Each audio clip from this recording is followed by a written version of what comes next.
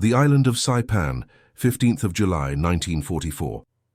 In a makeshift detention facility surrounded by barbed wire and guard towers, a group of Japanese civilian women and children huddled together under canvas tarps, watching as American military trucks approached through the dust. They had been told for years what to expect from the enemy: barbarism, cruelty, unspeakable treatment that made taking one's own life the only honorable choice. Some had already tried jumping from cliffs with their children rather than face capture. Those who survived were certain their suffering was only beginning. Before we dive into this story, make sure to subscribe to the channel and tell me in the comments where you're watching from. It really helps support the channel. What these women could not have imagined was that their captors would treat them with such unexpected humanity that they would soon beg not to be separated from them, revealing one of the war's most powerful untold stories of dignity transcending propaganda. Staff Sergeant James Crawford of the 93rd Infantry Division stood at attention as Captain William Morrison briefed his unit on their new assignment. The 93rd was one of the few African-American combat divisions deployed to the Pacific Theater, and they had just received orders to manage civilian detention facilities on newly captured Saipan. Crawford listened carefully, his notebook open, as the captain outlined their responsibilities. Among the men of his company were teachers, farmers, railroad workers, and college students, men who understood what it meant to be judged by the color of their skin rather than the content of their character. They had trained at segregated facilities in the United States, traveled in segregated transport ships, and even on this distant Pacific island, remained separated from white units. Yet here they were, being entrusted with a mission that required not just military discipline, but cultural sensitivity and psychological awareness. The briefing lasted nearly 2 hours. Captain Morrison emphasized the importance of their assignment, explaining that the treatment of civilian prisoners would be scrutinized by military observers, international organizations, and potentially by the Japanese government after the war. Every action would be documented, every decision reviewed. For African-American soldiers in 1944, this level of scrutiny was nothing new. Their entire military service existed under a microscope of skepticism and doubt. But Morrison stressed that this assignment offered an opportunity to demonstrate excellence in a role that required intelligence, compassion, and professionalism. The first group of Japanese civilians arrived at the facility on a sweltering afternoon. There were approximately 230 women, children, and elderly men, survivors of the civilian population that had hidden in caves during the American invasion. Many were injured, all were terrified. Crawford watched as they were processed, noting how mothers clutched their children, how the elderly could barely walk, how fear radiated from every face. The military had issued clear protocols for prisoner management, but Crawford saw something else. He saw people who had been taught to fear monsters and now faced the reality of their capture. The initial processing took several hours. Each person was documented with basic information, collected through interpreters: names, ages, family relationships, medical conditions. The Japanese civilians answered questions in trembling voices, many barely able to speak. Some women kept their eyes cast down, unable to look at the soldiers. Children cried or stared with wide, frightened eyes. The elderly moved with the slow caution of people expecting violence at any moment. Through it all, the soldiers of the 93rd Division maintained calm professionalism, speaking in even tones, moving without aggression, creating space and distance when prisoners seemed most fearful. Private First Class Robert Henderson had grown up in Birmingham, Alabama, where separate water fountains and the back of the bus were daily reminders of his supposed inferiority. Now assigned to distribute food rations to Japanese prisoners, he approached a young mother who shrank away from him, covering her child's face. Henderson stopped several feet away, placed the food package on the ground, and stepped back with his hands visible. He had learned this approach not from military training, but from years of making himself seem less threatening to white shopkeepers who viewed his presence with suspicion. The woman waited until he had moved away, then quickly grabbed the package and retreated. Henderson noted her reaction in the daily log that evening. Subject 7A, accepted rations. Extreme fear response continues. Henderson had been keeping detailed logs since the facility opened, documenting not just the distribution of supplies, but the emotional and psychological states of the prisoners. He noted which women seemed most traumatized, which children appeared malnourished, which elderly prisoners showed signs of illness beyond the obvious injuries. His background working in his family's grocery store in Birmingham had taught him to observe customers carefully, to understand their needs even when they were reluctant to express them. Those same skills now helped him assess the needs of people who spoke no English and had been taught to view him as a monster. Corporal Marcus Williams, a former schoolteacher from Philadelphia, had requested permission to organize the detention facility more efficiently. With Captain Morrison's approval, he began separating family groups, ensuring mothers stayed with their children, creating designated areas for the elderly who needed medical attention. The Japanese civilians watched these arrangements with confusion. Their propaganda had promised them that American soldiers, especially the dark-skinned ones they had been told were barely human, would show no such consideration. Instead, Williams moved through the camp with a clipboard and an interpreter, asking questions about medical needs, dietary restrictions for the elderly, and whether families had been separated during the invasion. Williams had taught 5th grade before being drafted, and his organizational skills transformed what had been a chaotic holding area into a structured community. He created zones within the facility, sleeping areas separated by families, a medical section near the facility entrance for easy access, a cooking and food distribution area, centrally located, and an open space where children could play under supervision. He posted schedules showing when meals would be distributed, when medical staff would be available, when interpreters would be present for questions or concerns. Even though most prisoners could not read English, the visual structure and consistent timing created a sense of predictability that helped reduce anxiety. The facility's medical tent was staffed by Sergeant Lawrence Mitchell, a medic who had studied at Howard University before the war. His first patient was an elderly Japanese man with a severely infected leg wound. Through an interpreter, Mitchell explained each step of the treatment, cleaning the wound, applying sulfur powder, wrapping it properly. The old man, whose name was Tanaka Hiroshi, watched with wide eyes as the African-American medic worked with gentle precision, using the same supplies and techniques that would be used on American soldiers. When Mitchell finished, he helped Tanaka to a cot and arranged for his rations to be brought to him so he wouldn't have to walk on the injured leg. Tanaka spoke rapidly to the interpreter, who translated, "He asks why you are being kind. He was told you would be cruel." Mitchell looked at the translator, then at Tanaka, and said carefully, "Tell him that being cruel takes more effort than being decent.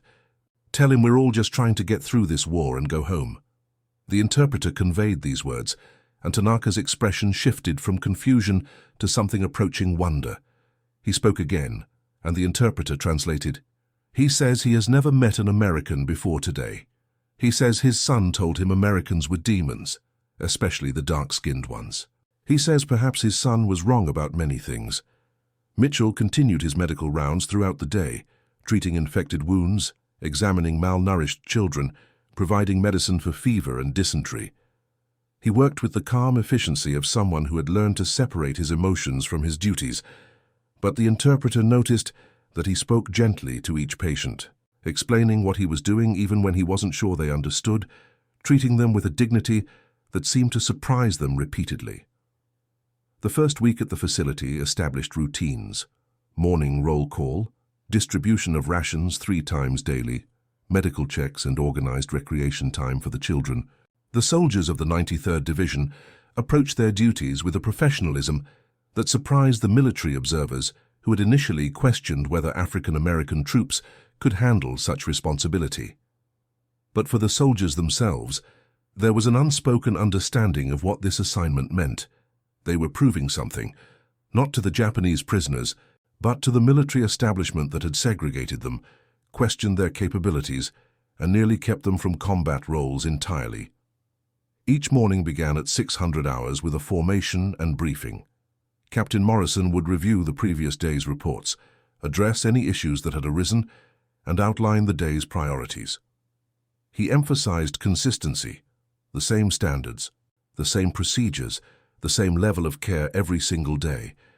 He knew that any deviation, any hint of misconduct, would be magnified by observers looking for reasons to criticize African American soldiers. So he demanded excellence, not as an aspiration, but as a baseline requirement. The soldiers understood the stakes. They had heard the whispered doubts from white officers, who questioned whether they could handle the psychological demands of managing enemy civilians. They knew that some in the military establishment had argued against giving African American troops any role beyond manual labor and support duties. This assignment was a test, and they intended to pass it decisively. Private First Class Thomas Bradley organized a system for the children in the camp. Using supplies from the military stores, he created a makeshift school area under a large tarp, with seating arranged on empty crates and ammunition boxes. Bradley had been a youth coordinator at his church in Chicago before being drafted, and he understood that traumatized children needed structure and routine. Through the interpreter, he worked with the Japanese mothers to identify which children needed the most attention. Some had lost fathers in the invasion, others had witnessed the mass demonstrations of despair at the northern cliffs, where hundreds had chosen to end their lives rather than surrender.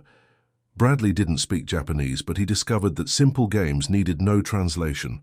He taught the children American hand clap games, organized relay races, and distributed the occasional candy bar from care packages his mother sent from home. Bradley's approach was patient and methodical. He never forced interaction, never raised his voice, never showed frustration when children remained fearful. He would sit in the designated children's area and begin simple activities, building small structures from stones, drawing pictures in the dirt with sticks, creating simple rhythm patterns by clapping. Gradually, curious children would edge closer, watching from a distance. Bradley would continue his activities, occasionally making eye contact and smiling, but never approaching the children directly. Eventually, one brave child would come close enough to participate, then another, then more. Within days, he had a regular group of children who arrived at the designated time each morning, eager to see what activity he had planned. One of the children, a 7-year-old girl named Yuki, had not spoken since being found in a cave 3 days after the American landing. Her mother, Nakamura Keiko, watched as Bradley sat patiently beside Yuki each day, not forcing interaction, simply being a calm presence. On the 8th day, Yuki picked up one of the stones Bradley was using to mark relay race positions and handed it to him. It was a small gesture, but Nakamura saw her daughter's first voluntary interaction since the trauma of the invasion, and tears streamed down her face. Nakamura approached the interpreter that evening and asked to thank Bradley personally. Through the translator, she explained what the moment had meant to her. Yuki had been a bright, cheerful child before the invasion, always singing and playing. When the American forces landed and the Japanese military began urging civilians to choose death over surrender, Nakamura had hidden with Yuki in a cave, listening to the sounds of warfare outside, hearing the screams and explosions. They had witnessed other families making the terrible decision to end their lives rather than face capture. Yuki had seen things no child should see, and the trauma had stolen her voice and her joy. Bradley listened to the translation, then asked the interpreter to convey his response carefully. Tell her that Yuki is a strong, brave girl. Tell her that healing takes time and will take as much time as she needs. Tell her that children deserve to play and laugh no matter what else is happening in the world. The Japanese women began to notice patterns in their treatment.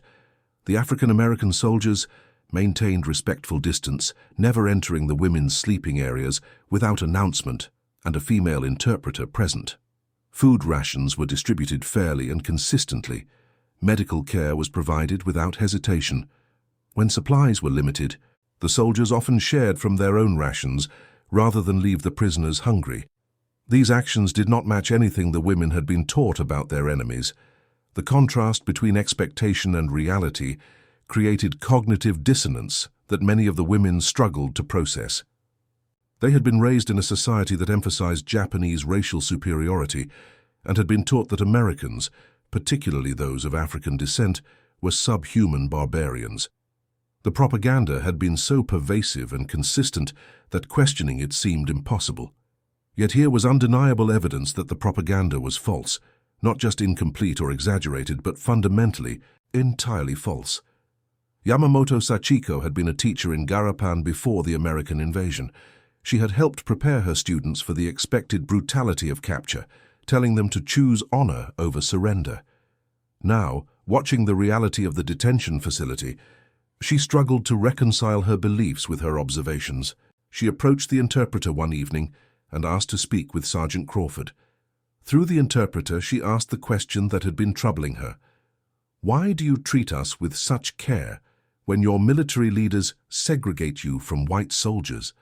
Why show kindness to enemies when your own country denies you equality? Crawford considered the question carefully before responding. He had been asked variations of this question before, usually by white soldiers, who couldn't understand why African Americans would fight for a country that discriminated against them. But being asked by a Japanese civilian prisoner added a new dimension to the question. He thought about how to explain something he had spent his entire life navigating. "Ma'am," he said through the interpreter, "being treated poorly doesn't make a person cruel. Sometimes it does the opposite. It makes you more aware of how people should be treated. We know what it's like to be judged for things we can't control. We're not going to do the same to you or your people, especially the children who had no say in this war." He paused, then continued, "And maybe we hope that by showing you dignity, by treating you as human beings deserving of respect, we demonstrate that the propaganda on both sides is wrong. Your government told you we were monsters. Our government tells us we're not equal to white soldiers. Both statements are lies. Maybe the truth is that human worth isn't determined by race or nationality, but by how we choose to treat each other." Word of this exchange spread through the women's quarters that night. For many, it was the first crack in the edifice of propaganda they had believed all their lives.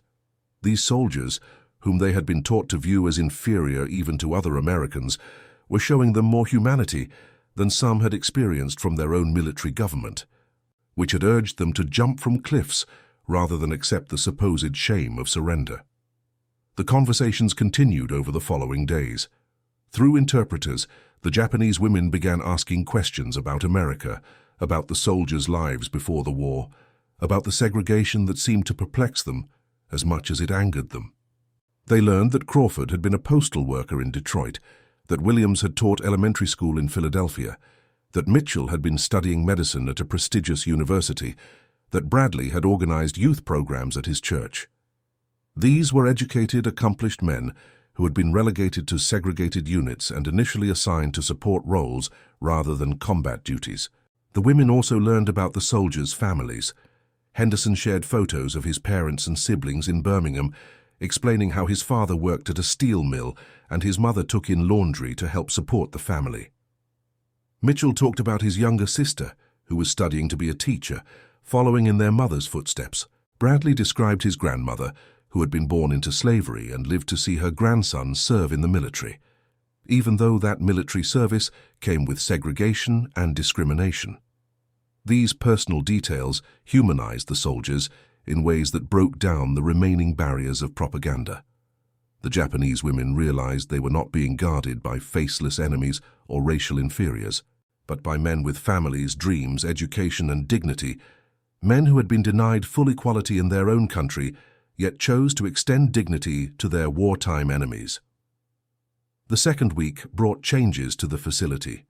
More civilians were brought in from caves and hiding places throughout the island, increasing the population to over 400. The soldiers of the 93rd Division adapted their systems, creating more efficient distribution networks, expanding the medical tent, organizing the space to accommodate the growing numbers. Captain Morrison observed his men's work with quiet pride. He had known when accepting this assignment that it would be scrutinized, that any failure would be attributed to race rather than circumstance. But his soldiers were exceeding every expectation, not through exceptional measures, but through consistent professionalism and human decency. The expansion required creative problem-solving.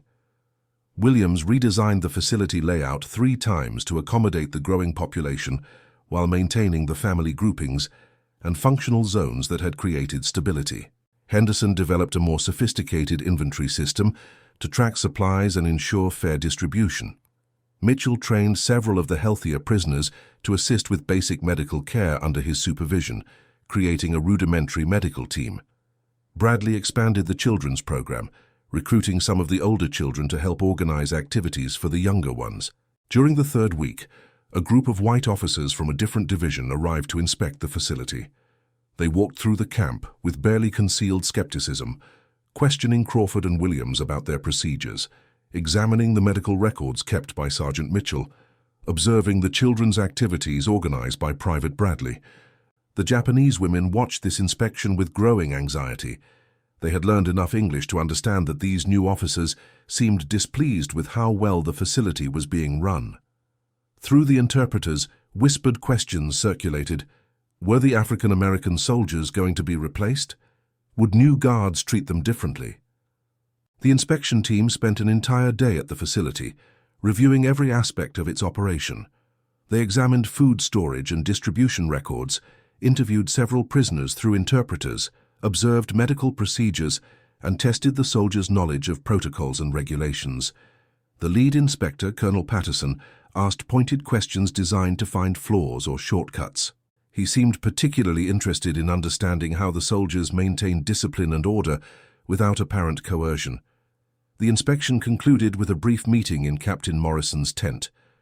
The senior white officer, Colonel Patterson, reviewed his notes and said, "Captain, I'll be frank, I came here expecting to find disorder. I was told that colored troops couldn't handle the psychological demands of managing enemy civilians. I'm prepared to report that this facility is better organized than some I've seen run by white officers. Your men have done exceptional work."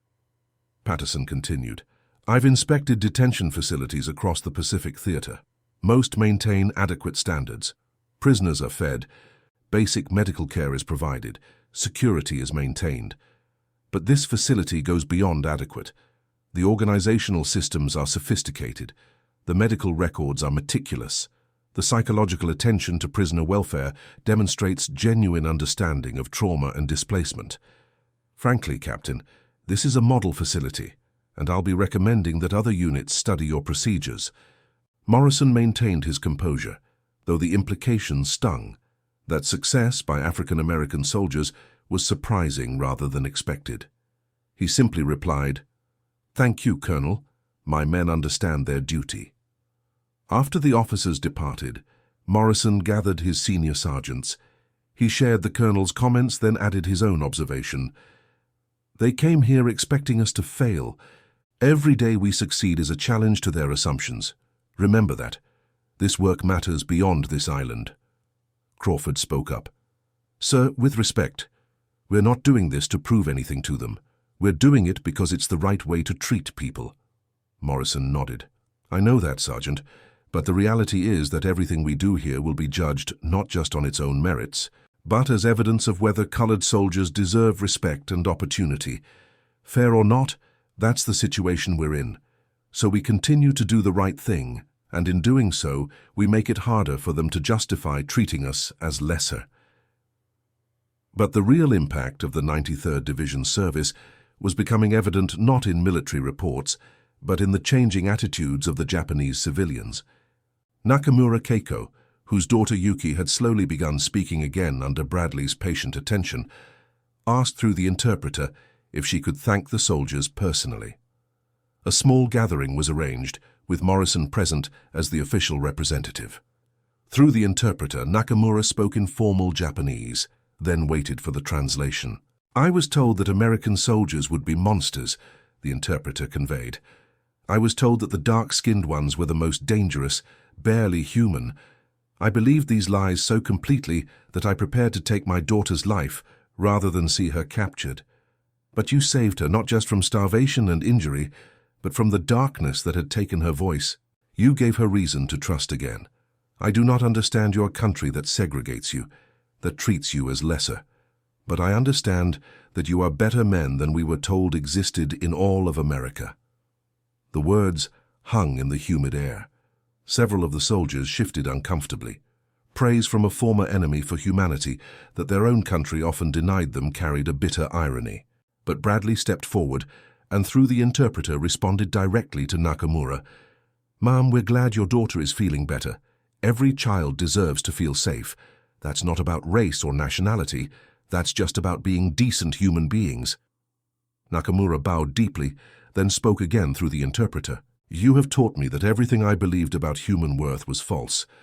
I was raised to believe Japanese people were superior, that our emperor was divine, that other races were inferior.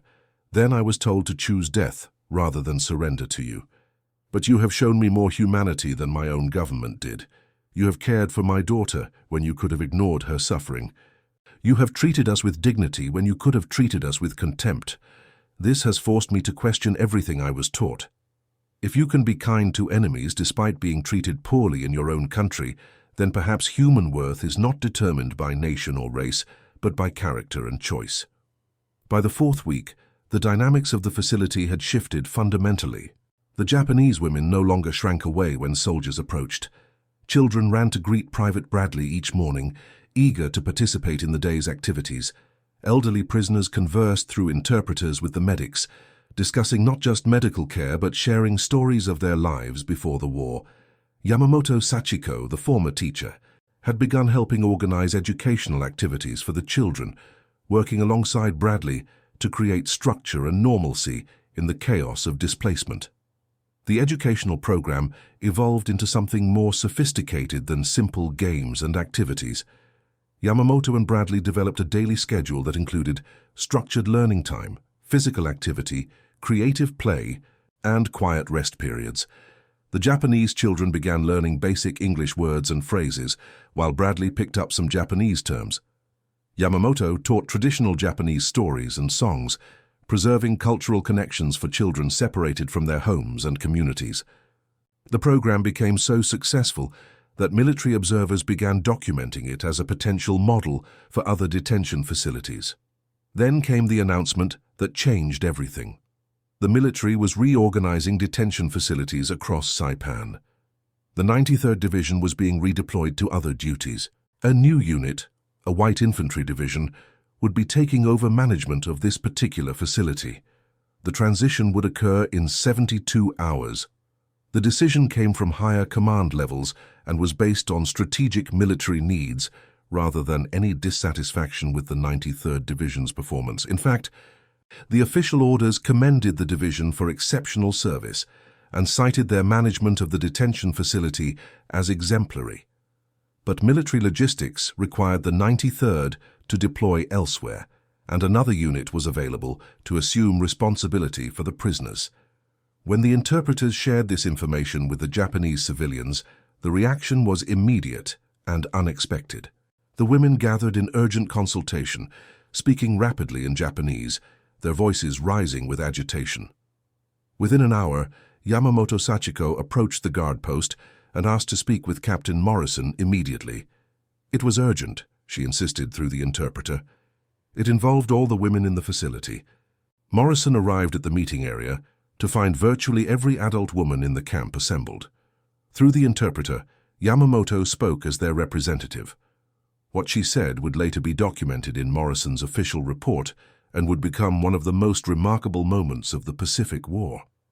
"Captain Morrison," the interpreter translated Yamamoto's words, "we have discussed the coming change. We understand military necessity. But we are begging, please do not leave us with them." Morrison, confused, asked for clarification. "Leave you with whom?" "The white soldiers who are replacing you," Yamamoto continued through the interpreter. "We have seen how some of them look at us during inspections. We have seen the disrespect in their eyes. We were told all Americans would be brutal, but you and your men have shown us this was a lie. Now we fear the new soldiers will treat us as we originally expected to be treated. Please, if you must go, can we not come with you? Can we not remain under the protection of the soldiers who have shown us such humanity?" The interpreter's voice cracked slightly as she finished translating, clearly moved by the emotion in Yamamoto's plea. Morrison stood speechless for a moment, processing what he had just heard. These Japanese civilians, fed years of propaganda about American brutality and specifically taught to fear African American soldiers, above all others, were now begging to remain in the custody of the very men they had been most terrified to encounter. Another woman stepped forward. Nakamura Keiko spoke rapidly in Japanese, and the interpreter translated.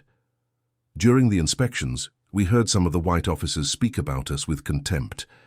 They did not think we could understand English, but some of us have learned basic words. They spoke of us as if we were animals to be managed, problems to be solved. Your soldiers never spoke that way. Even when we could not understand the words, we understood the respect in their voices. We do not want to lose that respect." Morrison found his voice carefully. "Ma'am, I need to be clear. The soldiers replacing us are professional American military personnel. They will follow the same protocols we have followed. They will treat you according to military regulations." "Regulations are words on paper," Yamamoto replied through the interpreter.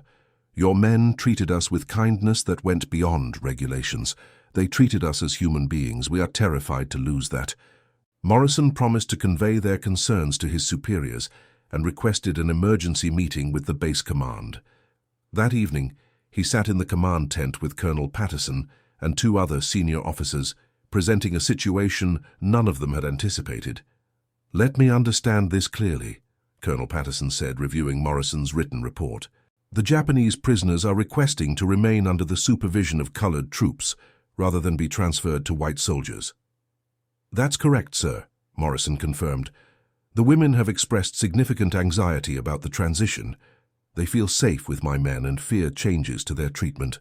One of the other officers, a Major Hendricks, spoke bluntly. "This is a propaganda disaster waiting to happen. If word gets out that enemy civilians prefer colored soldiers to white ones, the implications for morale and public perception would be severe. The Japanese could use this in their broadcasts. Even American enemies recognize the inferiority of their segregated forces." Another officer, Lieutenant Colonel Barnes, disagreed. "With respect, Major, I think you're misunderstanding what this represents.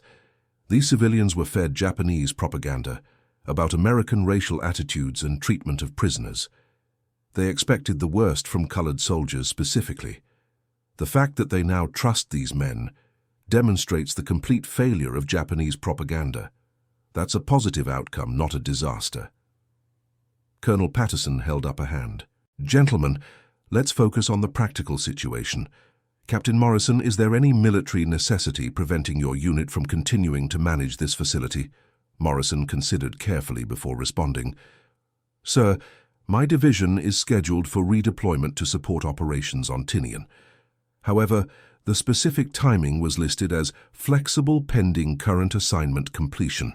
We could remain at the facility if ordered to do so." Patterson studied the reports before him, then made his decision. "We'll delay the transition by 2 weeks while we assess the situation. Captain Morrison, your division will continue managing the facility during this period. I'll send military psychologists to interview the prisoners and understand the basis of their concerns. Depending on their findings, we'll determine the appropriate course of action. The decision was made to delay the transition by 2 weeks while the situation was assessed. The Japanese women were informed that the 93rd Division would be staying temporarily, and the relief in the camp was palpable. But the incident had raised questions that went far beyond one detention facility on Saipan. Word of the situation reached higher command levels, and within days, a team of military psychologists and intelligence officers arrived to investigate. They interviewed the Japanese women extensively, trying to understand the basis of their preferences. What they discovered was documented in a classified report that would not be declassified until decades after the war. The psychologists conducted individual interviews with over 50 women, using skilled interpreters to ensure accurate communication. They asked detailed questions about the women's experiences in the facility, their observations of the soldiers' behavior, their emotional responses to the prospect of transition to new guards, and their understanding of American racial dynamics. The interviews revealed consistent themes across multiple testimonies. The women described specific incidents that had shaped their views. They talked about how Sergeant Mitchell had stayed up through the night, caring for a woman experiencing complications from childbirth, successfully delivering a healthy baby and ensuring both mother and child survived. They described how Private Bradley had organized a birthday celebration for one of the children, somehow procuring a small cake and teaching the other children to sing Happy Birthday in English. They recounted how Corporal Williams had noticed that some of the elderly prisoners were too proud to ask for help and had quietly arranged for assistance to reach them in ways that preserved their dignity. One woman told the psychologists about a night when a child had become seriously ill with fever. Sergeant Mitchell had worked through the entire night, monitoring the child's temperature, administering medicine, cooling the fever with wet cloths, and staying beside the child's bed to provide reassurance to the terrified mother. By morning, the fever had broken, and the child was recovering. The mother told the psychologists that Mitchell had shown more care for her daughter than some doctors in Japan had shown for Japanese patients. Another woman described how Henderson had noticed that the food rations included items unfamiliar to Japanese palates and had requested alternative supplies that would be more culturally appropriate. He had worked with the camp kitchen to modify meal preparations, incorporating rice and vegetables in ways that resembled traditional Japanese cooking. This attention to cultural preferences had seemed like such a small thing, the woman explained, but it demonstrated that the soldiers saw them as individuals with specific needs and preferences, not just as generic prisoners to be processed. But most powerfully, they described the respect. The African-American soldiers never spoke to them with contempt, never treated them as subhuman despite the propaganda both sides had been fed. When a Japanese woman needed medical attention, she was treated with the same care as would be given to an American. When children were frightened, the soldiers offered comfort rather than discipline. When elderly prisoners struggled with the physical conditions of the camp, accommodations were made without condescension. One of the psychologists interviewing Yamamoto asked her directly, "Were you surprised that these African-American soldiers treated you well?" Through the interpreter, Yamamoto gave an answer that the psychologist noted verbatim in his report. "I was surprised that anyone treated us well, but I was most surprised that the men we had been taught to fear as barely human showed us more humanity than our own government did in ordering us to die rather than surrender. This taught me that everything I had been told was a lie, not just about Americans, but about human worth being determined by race. If these soldiers could be kind to their enemies, despite being treated as inferior in their own country, then all the propaganda about racial hierarchy was false. Japanese, American, all of it." The psychologist probed deeper. "You mentioned that you observed how some white officers behaved during inspections. Can you elaborate on what concerned you?" Yamamoto thought carefully before responding through the interpreter. "The soldiers of the 93rd Division look at us and see people. They see mothers worried about children, elderly struggling with illness, families separated by war. When some of the white officers came for inspections, they looked at us and saw problems to be managed, enemy nationals to be controlled, administrative burdens. The difference was visible in their eyes, audible in their voices, present in how they moved through the camp. Your African-American soldiers walk among us with care and respect. Some of the white officers walked through the camp as if inspecting livestock." Another psychologist interviewed Nakamura Keiko specifically about her daughter's recovery. Nakamura explained through the interpreter that Yuki had witnessed terrible things during the invasion, families choosing death over capture, the violence of warfare, the chaos and terror of displacement. The trauma had stolen her voice, her joy, her ability to trust. But Private Bradley had somehow understood what she needed without words: patience, consistency, safe activities that required no verbal participation, and gradual encouragement without pressure. "I am a mother," Nakamura told the psychologist through the interpreter. "I know when someone truly cares about my child's well-being. Private Bradley cared. Not because it was his duty, not because he was following orders, but because he genuinely wanted my daughter to heal. That kind of care cannot be faked or forced. It comes from character, from humanity, from goodness. We fear losing that goodness when the new soldiers arrive." The intelligence value of this realization was not lost on the military. Here was evidence that direct human contact could shatter years of propaganda more effectively than any leaflet or radio broadcast. The report recommended studying this phenomenon further and considering how similar approaches might be used in post-war occupation planning. The psychologists noted that the Japanese women's transformation from terror to trust had occurred not through coercion or indoctrination, but through consistent, respectful treatment over time. This had profound implications for how occupation forces might approach the Japanese civilian population after the war's end. Meanwhile, in the facility, Life continued under the extended supervision of the 93rd Division. The relationships between soldiers and civilians deepened. Nakamura Keiko taught several of the soldiers basic Japanese phrases, while her daughter Yuki learned English words from Private Bradley. Tanaka Hiroshi, the elderly man whose leg Sergeant Mitchell had treated, became an informal advisor to Captain Morrison on Japanese cultural customs, helping the captain avoid inadvertent offenses and improve communication. Tanaka had been a schoolteacher in Japan before the war, and he took his advisory role seriously. He explained to Morrison the importance of certain gestures and courtesies in Japanese culture, how to show respect to elders, how to address women appropriately through interpreters, what behaviors might cause unintended offense.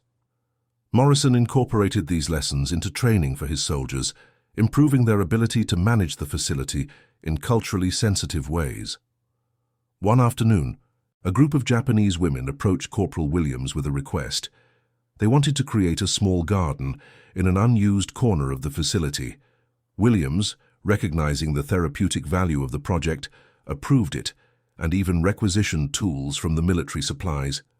The women worked together, creating a traditional Japanese garden in miniature, with carefully arranged stones and the few plants that could be cultivated in the space. When it was completed, they invited the soldiers to a small ceremony dedicating the garden. Through the interpreter, Yamamoto explained that the garden was named Kansha no Niwa, the Garden of Gratitude. We created this to honor those who showed us that our enemies could be more compassionate than our own leaders, she said. When we return to Japan, if we return to Japan, we will carry the memory of this garden and what it represents. We will tell our people that the propaganda was lies, all of it.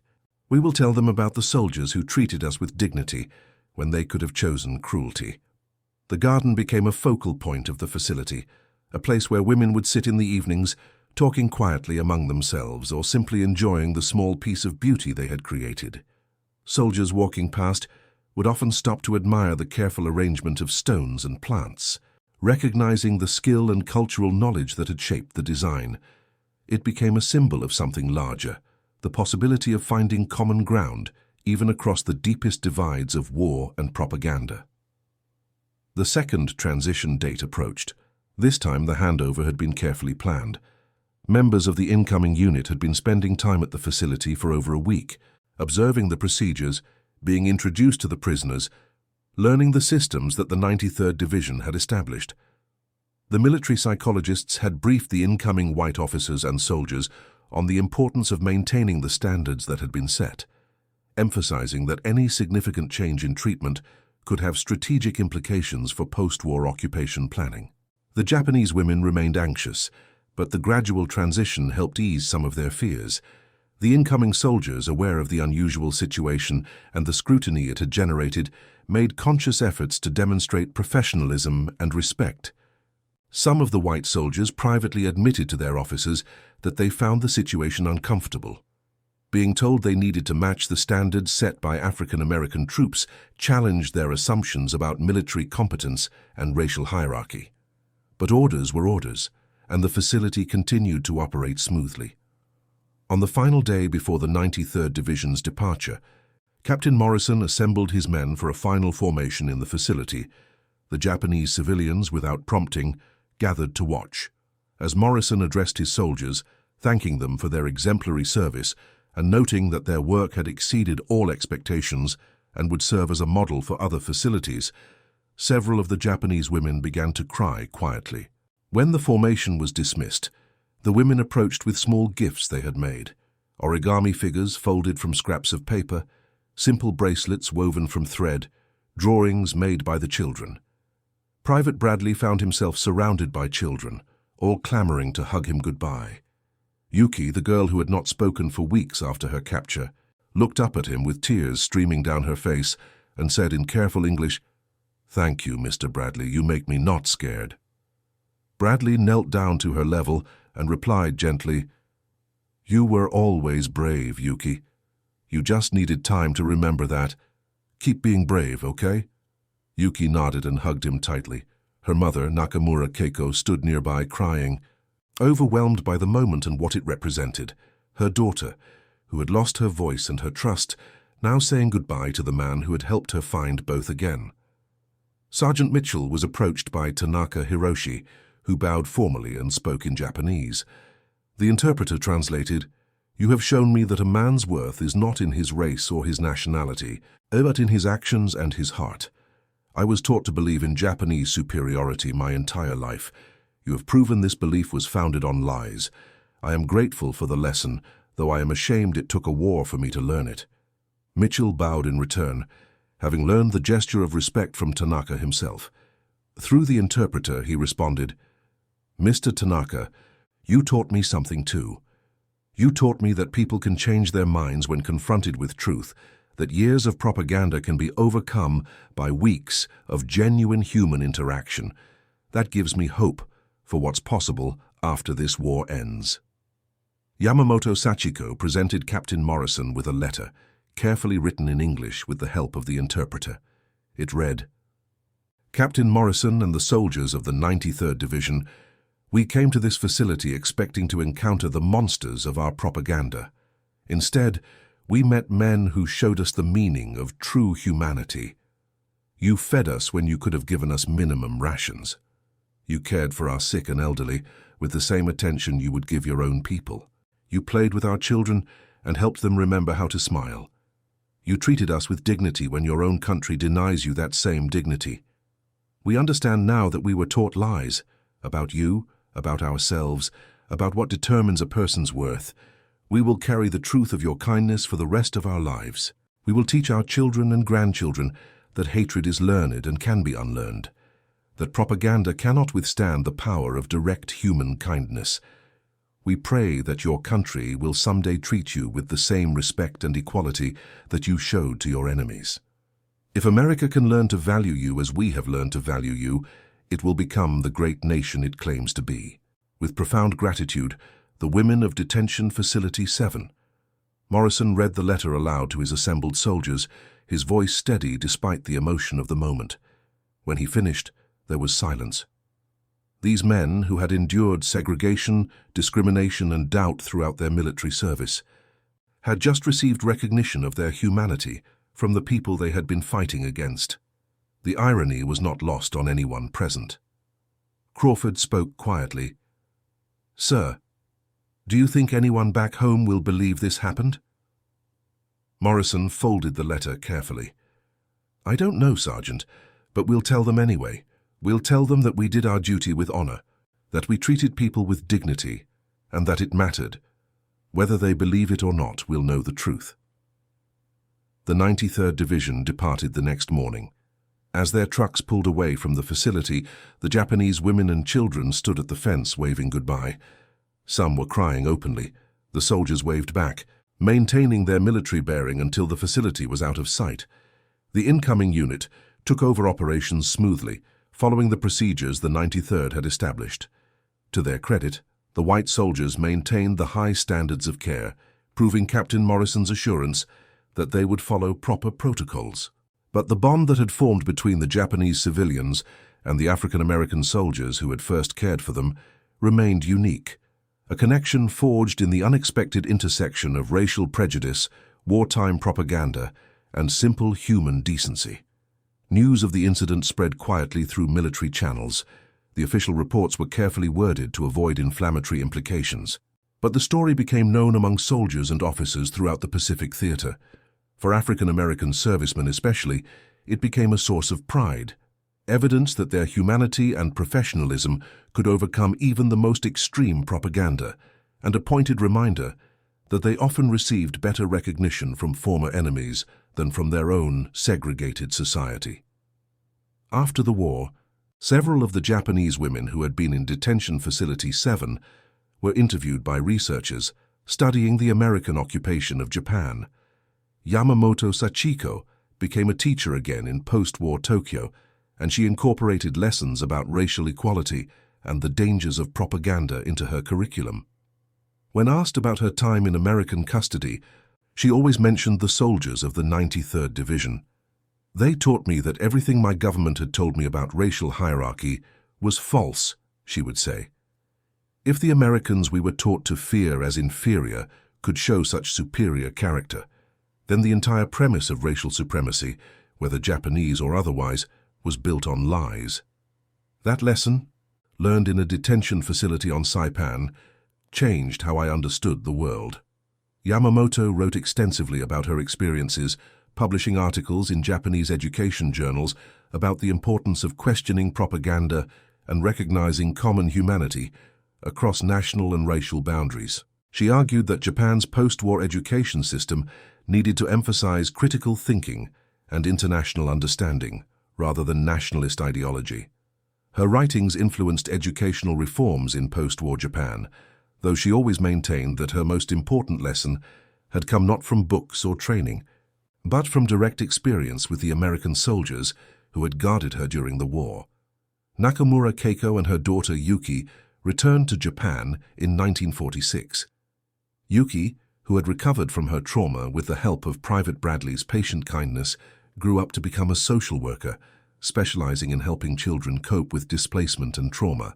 She later wrote in her memoir that her own healing began with an American soldier who took the time to sit beside a frightened child and teach her that not all strangers were dangerous, that the world still held kindness even in the midst of war. Yuki's memoir, published in Japan in 1978, became required reading in several Japanese universities studying post-war reconciliation and trauma recovery. In it, she described in detail her experiences as a 7-year-old in the detention facility, the terror she felt initially, the gradual process of healing through Bradley's consistent patient presence, and how those early lessons about trust and kindness shaped her entire approach to social work. She dedicated the book to Private Thomas Bradley of the 93rd Infantry Division, United States Army, who taught me that humanity transcends nationality and that healing is possible even in the darkest times. Tanaka Hiroshi did not survive to return to Japan. He passed away from natural causes in early 1945, still in American custody. But before his passing, he had written letters to his family in Japan, describing his treatment by the African-American soldiers. These letters, preserved by his descendants, provided a rare Japanese civilian perspective on the American detention facilities and specifically challenged the racial propaganda both nations had promoted. In one letter to his son, Tanaka wrote, "I must confess that I was wrong about many things. The Americans are not demons. The dark-skinned soldiers you told me to fear above all others have shown me more kindness than I deserved as an enemy of their nation. They have cared for my infected leg with the same medicine and attention they would give their own wounded. They have ensured I receive adequate food even when supplies are limited. They have treated me with respect despite my age and infirmity. I realize now that the racial theories we were taught, the propaganda about American brutality, all of it was false. I hope that when this war ends, you will remember what I am telling you now, that human worth is not determined by race or nation, but by character and conduct." For the soldiers of the 93rd Division, the experience of Detention Facility 7 became a story they carried throughout their lives. Sergeant James Crawford returned to civilian life and became a community organizer in Detroit, working on civil rights issues. He often spoke about his time on Saipan, using it as an example of how dignity and professionalism could overcome prejudice, and how human connection could transcend even the barriers of war and propaganda. Crawford was active in the Detroit chapter of the NAACP and frequently testified before city councils and state legislatures about the need for civil rights legislation. When questioned about why African Americans should have faith in American democracy despite decades of discrimination, Crawford would tell the story of the Japanese women who begged not to be separated from their African American guards. He would explain that if bitter enemies could recognize the humanity and worth of African American soldiers after only weeks of interaction, surely American citizens could do the same. His testimony was credited with influencing several Michigan legislators to support early civil rights measures in the 1950s. Private First Class Thomas Bradley went back to Chicago and continued his work with young people, eventually becoming a school principal. He kept in touch with several other soldiers from his unit, and they would gather annually to remember their service. Bradley always said that his time running the children's program at the detention facility was when he learned the most important lesson of his career, that children, regardless of nationality or circumstances, needed the same things: safety, structure, and someone who cared.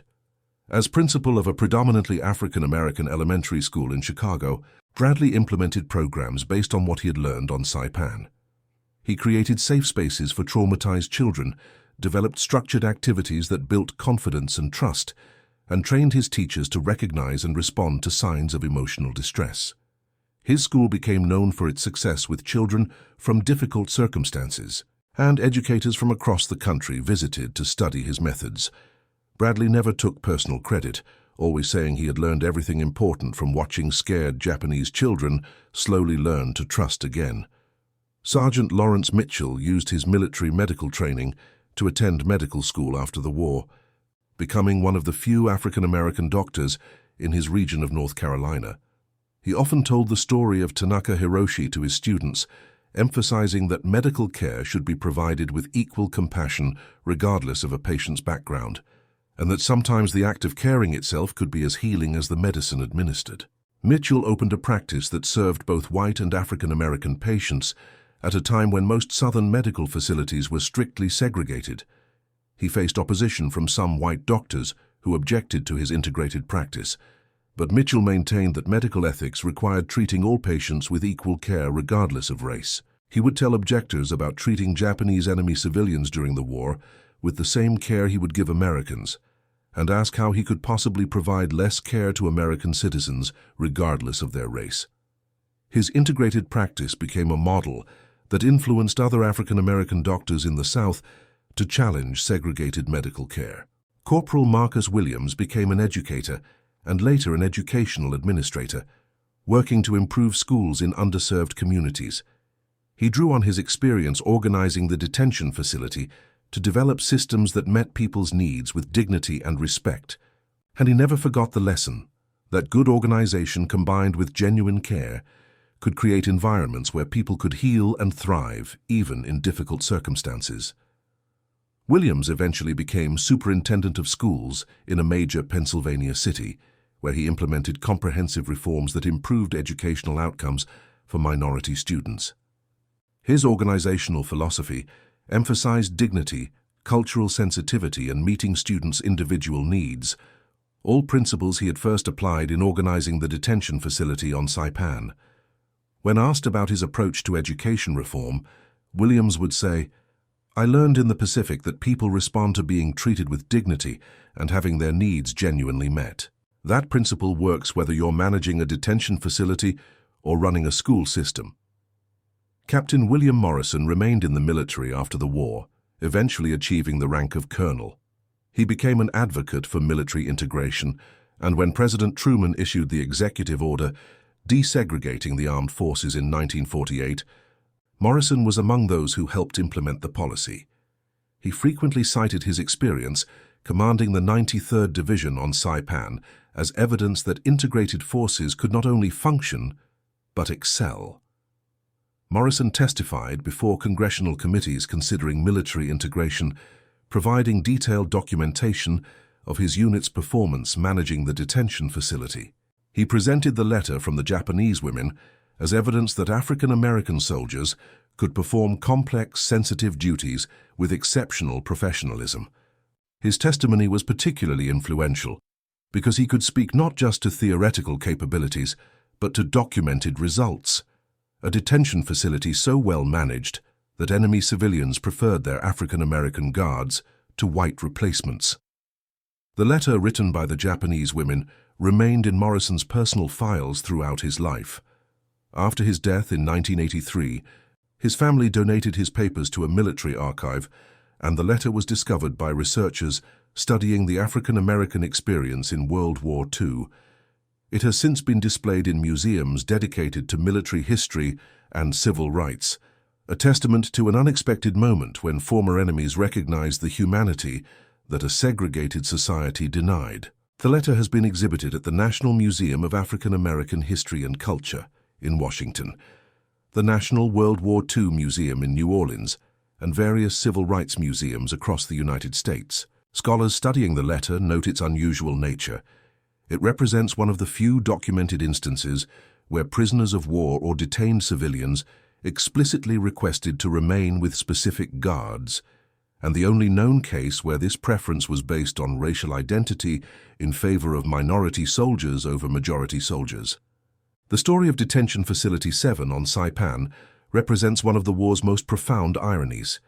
Japanese civilians, indoctrinated to believe in their own racial superiority and taught to fear American soldiers as barbaric inferiors, discovered through direct experience that their propaganda was false. African American soldiers, serving a country that denied them basic civil rights and treated them as second-class citizens, demonstrated a level of humanity and professionalism that shattered their enemies' prejudices while highlighting the contradictions of their own nation's values. The incident also revealed uncomfortable truths about American society during the war. The same military that segregated its African American soldiers and questioned their capabilities found that these men could earn the trust and gratitude of enemy civilians more effectively than some of their white counterparts. The same nation that fought against racial supremacy abroad maintained its own systems of racial hierarchy at home. The Japanese women's letter praising the 93rd Division, while noting the injustice of American segregation, pointed to a contradiction that would take decades to even partially address. For the soldiers themselves, the experience was bittersweet. They had proven their worth, demonstrated their humanity, and earned recognition from their enemies. They returned home to a country where they still faced discrimination, where military service had not guaranteed equality, where the dignity they had shown to others was not always extended to them. Some found that their service overseas had made them less willing to accept injustice at home, and many became active in the civil rights movement that would gain momentum in the following decades. The veterans of the 93rd Division, who had served at Detention Facility 7, became influential voices in the civil rights movement of the 1950s and 60s.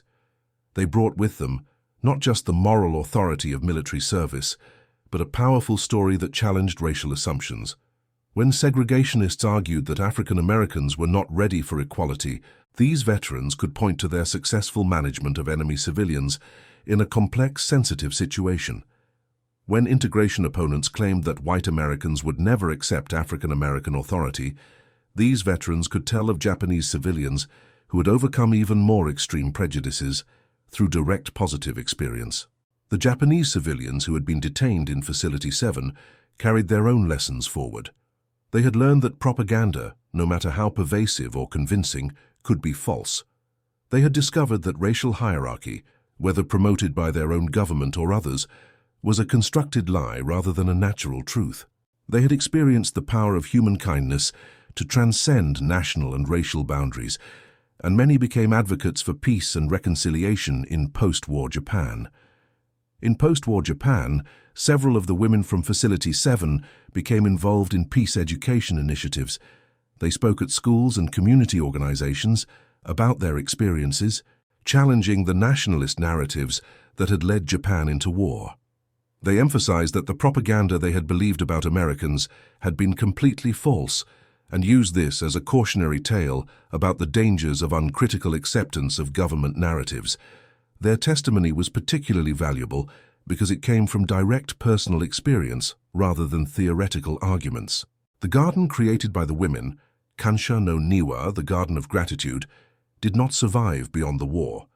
The detention facility was dismantled, the land repurposed, and no physical trace remains of that small plot where Japanese women cultivated plants to honor the African American soldiers who had shown them unexpected kindness, but the memory of what that garden represented: gratitude, reconciliation, and the shattering of propaganda through human connection has endured through the testimonies of those who were there. In 1995, on the 50th anniversary of the end of World War II, a group of Japanese and American veterans and civilians gathered on Saipan for a reconciliation ceremony. Among them were 2 women who had been children at Detention Facility 7, and 1 soldier who had served with the 93rd Division. Together, they planted a small commemorative garden at a site near where the facility had stood, naming it Kansha no Niwa in honor of the original Garden of Gratitude. The ceremony received little media attention, but for those present, it represented a closing of a circle. former enemies coming together to honor a moment when human kindness had transcended the hatred of war. In the broader context of World War II, the story of Detention Facility 7 is a footnote, barely mentioned in most historical accounts of the Pacific Campaign. The battles for Saipan are remembered for the military strategy, the high casualties, the tragic mass demonstrations at the northern cliffs, where hundreds of civilians chose death over surrender. The detention facilities are rarely discussed in detail, and the specific dynamics between guards and prisoners are seldom examined. But for those who lived through it, the soldiers of the 93rd Division and the Japanese civilians in their care, the experience was transformative. It demonstrated that even in war, even across barriers of language, nationality, and propaganda-fueled hatred, human beings could recognize each other's humanity and choose kindness over cruelty, dignity over degradation, connection over dehumanization. The plea, "Don't leave us with them," echoed beyond that moment on Saipan. It was a testament to the power of consistent, dignified treatment to overcome years of indoctrination. It was evidence that racial prejudice, whether directed against African Americans by white Americans or against all Americans by Japanese propaganda, could not withstand the reality of human decency. It was proof that people recognize and respond to genuine care, regardless of the race or nationality of those providing it. For historians studying the war, the incident provides insight into the complex realities of racial dynamics during World War II. It shows how African American soldiers navigated their dual reality, fighting for a country that denied them equality while representing that country to others. It reveals how Japanese civilians processed the collapse of their propaganda's promises and adjusted to the reality of defeat. It demonstrates that even in the controlled environment of military detention, human relationships could develop that transcended the official categories of enemy and captor. For students of human nature, the story illustrates how direct personal experience can overcome abstract propaganda. The Japanese women had been taught for years about American brutality and racial hierarchies, but weeks of consistent kind treatment, of seeing their children cared for and their elderly respected, of experiencing dignity when they expected degradation, this direct experience proved more powerful than years of indoctrination. Similarly, the African American soldiers, who had experienced racism throughout their lives, chose not to perpetuate that cruelty toward others who had been deemed inferior by their society. The legacy of Detention Facility 7 lives on in the testimonies preserved by researchers, in the letters and diaries that survived the war, in the memories shared by the participants before they passed away. It serves as a reminder that even in humanity's darkest hours, when nations mobilized for total war and propaganda dehumanized entire populations, individual acts of kindness and dignity could create moments of genuine connection and understanding. The soldiers of the 93rd Division went to Saipan to perform a duty. They managed a detention facility according to military protocols, distributed rations, provided medical care, and maintained order. But in doing so with consistent humanity, they accomplished something far more significant than their official mission. They demonstrated that the content of one's character could indeed transcend the color of one's skin, and they did so in a context where both American and Japanese propaganda insisted otherwise. The Japanese women who begged not to be separated from their African American guards were not making a political statement. They were expressing a simple human truth. They felt safe with men who had treated them with genuine care and respect, and they feared losing that security.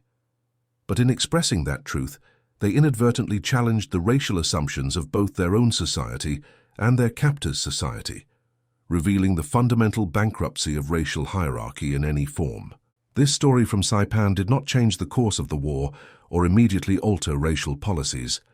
The immediate impact was limited to the individuals directly involved, but those individuals carried the experience forward. They told their stories to their children and grandchildren. They challenged racial prejudices in their communities with the authority of direct experience. They taught that propaganda, whether Japanese or American, whether about enemies or about fellow citizens, could be overcome through human connection and genuine interaction.